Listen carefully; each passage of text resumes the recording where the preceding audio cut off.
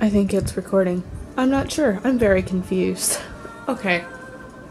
My computer's not really, my camera's not really working well, and I have told, so I sound a little weird. I'm gonna try to get through this though. So, I'm doing sex and relationships. I am Chloe Joins. I am in the psychology class, etc., etc. And so this is my thought question video submission, I guess. Yay! I'm gonna post something on YouTube. Does this make me crazy? Okay, so first question.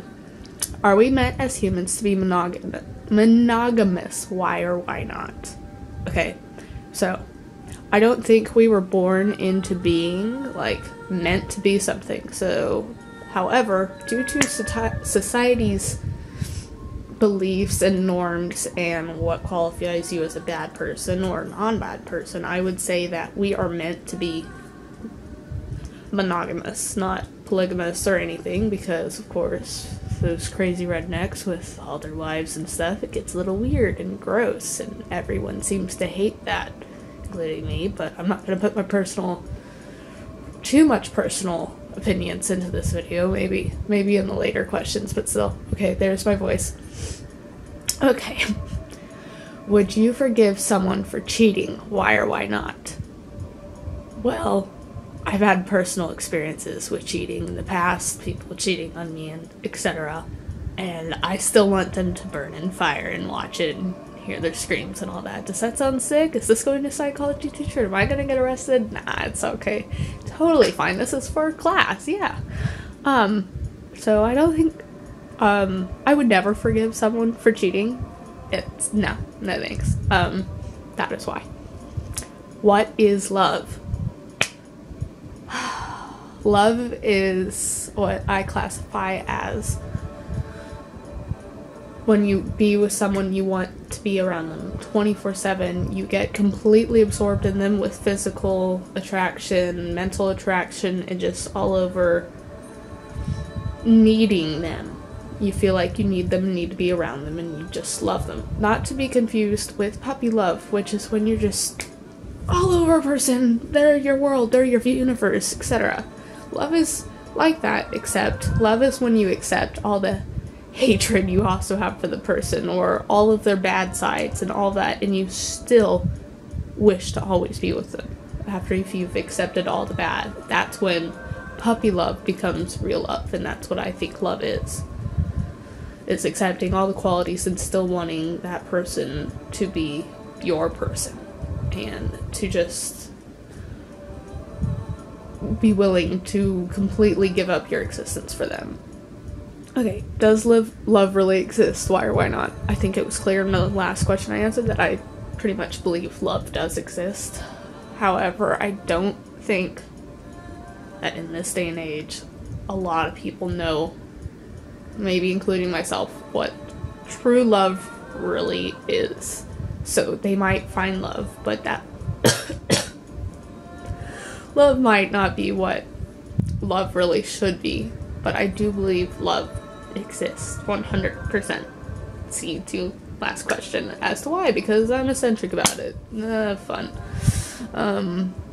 What do you think the effects of porn, I haven't read these before, effects of porn on society, especially with the internet and across the what? Think are effects of porn on society, especially with the internet across the ages. That question sounds weird, but I'm gonna go through this anyway. In class, I was very upfront about my views on porn and how I do not think it has a bad effect on society, and how I think it might actually have some good attributes on relationships. So, like, I don't want my guy fawning over all these girls on regular basis, but if he wants to go have some fun with girls, he can watch it, just so he gets all that sexual frustration out and will come back to me at the end of the day. Now, the girls in class did mention, well, but that might actually build sexual frustration up more and make them want to experiment more, because sex with you wouldn't be the same as what it is in porn. Well, that depends on you and how well you can function, but I'm not going to get into that. That was their problems, not mine. especially with the internet across ages. Okay, so it is becoming very rampant, porn in society and etc., especially for younger kids and going into middle school, lower high school, and all that kind of stuff with their little smartphones and their little porn hub, and it's becoming too much. So I do agree porn has too much effect. Well, not effect on society, but it's becoming a bigger effect on society, which I don't see as a very good thing for their little brains to deal with, especially they might have further expectations of their, is this proper, losing their virginity. They have too much expectations, and then they are like, oh, is this how you do this? And that's too much for them in their little minds. Where am I? How does it affect relationships? Well, as I've already kind of said, I think it can be good for relationships, so you don't want to go cheat after you get all this pent-up sexual frustration out. Like, I'd rather my guy be watching porn than going out and trying to find a new exciting sexual relationship, and which is just back to the cheating. But for people with more modern views or Christian views and against porn and that kind of stuff, it can very much damage a relationship unless you're both kind of open-minded with that kind of stuff, because the other one finds out and then it's a big fight, and then it just becomes a problem where you're constantly fighting about it. But it could have a good result, but not always, definitely not always. Is homosexuality more nature or nurture? Why?